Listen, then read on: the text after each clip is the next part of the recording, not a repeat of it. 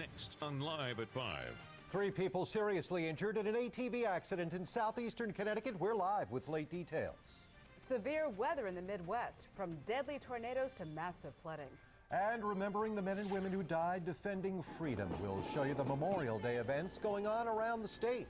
Plus, the wildest race we've ever seen. NBC 30 Connecticut News live at 5 right now.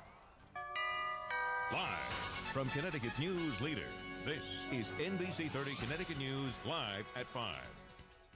Hi, everybody. I'm Jerry Brooks. And I'm Victoria Mondeser. 3 ATV riders are spending Memorial Day in the hospital following a near-fatal accident in Waterford. It happened just after noon in the woods behind the Target store on Hartford Turnpike. It's a place police say riders never should have been. NBC 30's Doug Green live in Waterford with late details. Doug, hours ago there was an accident in Granby. Timothy Nagy was riding an ATV illegally down Notch Road Saturday night when he was hit by an oncoming SUV. Tonight, Hartford Hospital has listed Nagy in stable condition. Also tonight, honoring the men and women who died serving the nation. Memorial Day events are being held all across Connecticut. NBC 30's John Sablone live in West Hartford with more. John. Well, plenty of cars on the roads as we wind down the Memorial Day weekend. Here's NBC 30 Skycam Traffic's Jackie Broussa. It's a day of cleanup in the southeast and central United States following a weekend of powerful storms. Leanne Gregg shows us the damage. Home video in Kentucky. The National Weather Service estimates the tornado that hit Marengo is an F3 on the Fujita scale with wind speeds of up to 170 miles an hour. Well, the flooding is so bad in West Virginia, a state of emergency has been declared there. You can see the rising waters have totally submerged cars and surrounded homes in Mingo County. Early damage estimates are in the millions. The heavy rain has also triggered dangerous mudslides, which have blocked emergency crews from getting access to a number of streets. Jerry? Next on Live at 5. Is your home or office making you sick? Up next, the growing problem behind a number of airborne illnesses. Plus, take a live look at Yale Field, where baseball may be back. If the rains can hold off, the New Haven Cutters' inaugural game will get underway in just a little bit. And a big-name funny man is there to kick things off. The story next. And at 5:30, Memorial Day marks the beginning of the summer boating season. Important information you'll need to know before hitting the water. But first, remembering the men and women killed in the Vietnam War. This morning, 10 more names were added to the memorial wall in Washington, D.C. Then the names of the more than 58,000 soldiers etched into the wall were read. We'll be right back. M. Johnson. Good morning, Lou. Security is about to get a lot tighter starting January 1st, 2003. Every commercial airport in the United States, including Newark, Kennedy, and right here at LaGuardia, will be required to check every single piece of baggage for explosives. Well, Janet, 17 rods of what inspectors have been busy examining all day today, and the latest word from state inspectors is that 3 of them have safety violations. Now, to ensure the safety of all amusement park goers, these rides will not be in operation when the carnival opens later tonight. The way firefighters are presently accounted for with these yellow tags that they hand in before they go inside of the building, but it doesn't alert the commander outside if there's a firefighter down or if there's an equipment problem. That's where the personal alert safety system comes into play. Next at 6. A daring attempt by firefighters to rescue this baby owl. While this one is safe, its mother is fighting for her life. I'm Victoria Mondeser with the story coming up. Well, Janet, an old scam is making a comeback in several Connecticut towns, and this time around they're calling it the water contamination scam. Connecticut State Police report 1 incident each in Middlefield and in Hebron. Now, in both cases, police say the primary targets are older homeowners. Police say the scammers pose as utility workers and through an elaborate scheme about possible water contamination, gain access into the home. Police say once inside, jewelry, money, and even safes have been stolen. Now, so far, no one's been injured. The key is not to let anyone into your home who does not have a scheduled appointment. Now, coming up at 6 o'clock, we'll have more on this water contamination scheme and how you can avoid being a victim. Live in Middlefield, Victoria Mondeser, NBC 30 Connecticut News. Janet? NBC 30's Victoria Mondeser live in Meriden with that story. Victoria? Well, Janet, we're at Summer Street and Cook Avenue, which is a very busy area. In fact, a shopkeeper was murdered inside the Tri-State Mini Mart, which is directly right behind me. Now, although Meriden police say that the number of major crimes is actually down by about 0.5% this year compared to last, the need for better police community relations is still at an all-time high. Nadine Standish has only been manager of Corner Lunch on Cook Avenue for 4 months, but says she learned quickly how potentially dangerous this area can be. I think it's awful. I mean, since I've worked here, there's been stuff happen outside of the corner lunch here, like shootings and stuff like that. The corner lunch is directly across the street from Tri-State Market. Last September, an employee was shot and killed here during a robbery. And over at Express Shop on East Main Street, owner Harry Patel admits he's no stranger to crime or to break-ins. Somebody tried to cut the lock. Somebody tried to break in actually a couple months ago here. Businesses these days are very concerned with security, and we want to show them that our police department is fully capable of handling any emergency that may arise. They being police. To help alleviate some of the fears Meriden business owners have about crime and what cops do, community members were given a glimpse into their day-to-day operations. The Meriden Police Department, including its own SWAT team, say they're prepared for anything, even possible terrorist attacks. Meriden is aware that we sit strategically between Boston and New York and even Albany. In that corridor, we've got major highways that service this area. We've got the largest inventory of motel rooms in this state.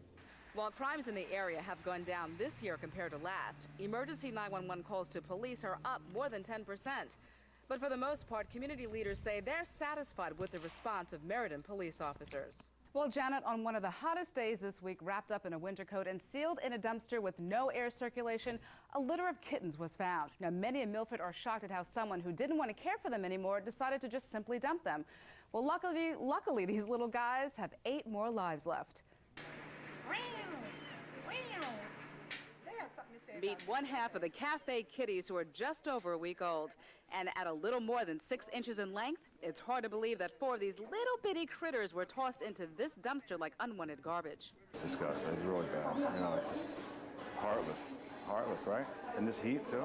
Cafe Atlantique owner Laurel Lobovitz made the shocking discovery on her birthday Tuesday while throwing trash in the dumpster.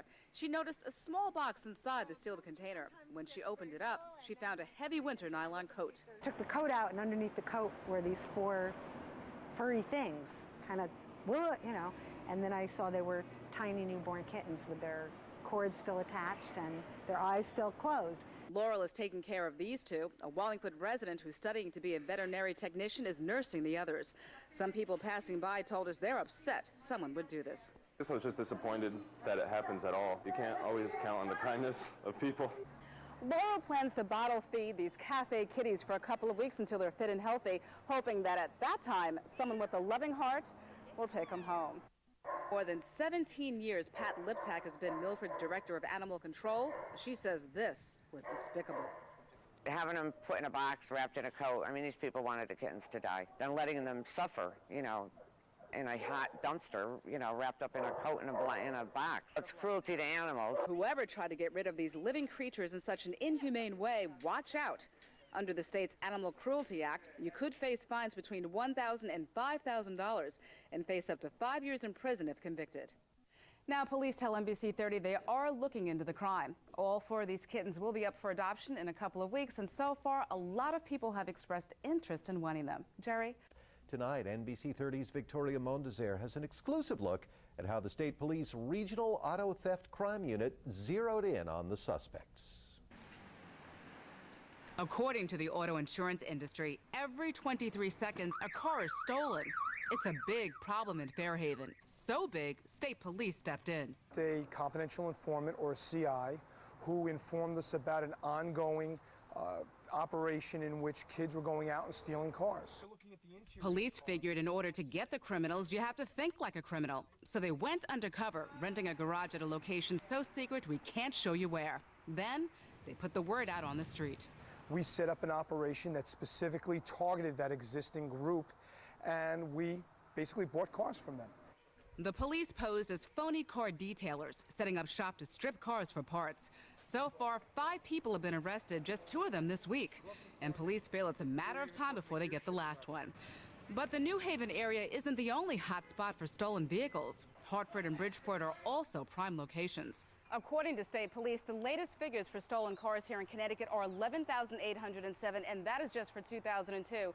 This equates to $72 million in losses that insurance companies are paying out. This $72 million payout means the insurance premiums for you and me go up. $200 to $300 of our premiums are being paid because of theft and fraud-related issues, which means your car doesn't have to be stolen, but you're still paying that money every year. Police say the black market dictates what gets stolen off the streets. The Toyotas, the Hondas, piecing that car out and selling those pieces on the market. The actual sum of the parts is more money than the car is worth itself. In New Haven, Victoria Mondeser, NBC 30 Connecticut News. In national news, President Bush is offering $320 million of humanitarian aid to Afghanistan as thousands of refugees are about to face a brutal winter. With expected military strikes against the ruling Taliban a possibility within the coming weeks, the president says this is just a way of demonstrating that the United States is not an enemy of Afghanistan and its neighboring Arab states. In news from Latin America and the Caribbean, an Amazon tribe once thought to be extinct by historians and anthropologists is making a comeback in what remains of its ancestral territory. This Massachusetts Supreme Court decision is not yet quite a done deal. The legislature has been given 6 months to work out all of the details, and right now the legislature is currently working on a constitutional amendment which would define marriage as a union between one man and one woman. Jerry, it's sad to say here in Connecticut, there are more than 45,000 victims of domestic violence and sexual assault. In their own words, they tell us that every single day they live in fear, whether they were attacked 20 years ago or yesterday, that their attacker will try to find them. Well, today a program was publicly launched with the purpose of making it harder to find them. Well, Janet, thanks to their quick actions, these two teenage girls were able to run away from a man that they say tried to abduct them. This 35-year-old suspect, according to church officials, used to work at this parish right behind me. You're watching News 12, the Bronx's local as local news gets. I'm Victoria Mondeser, and we'll be right back.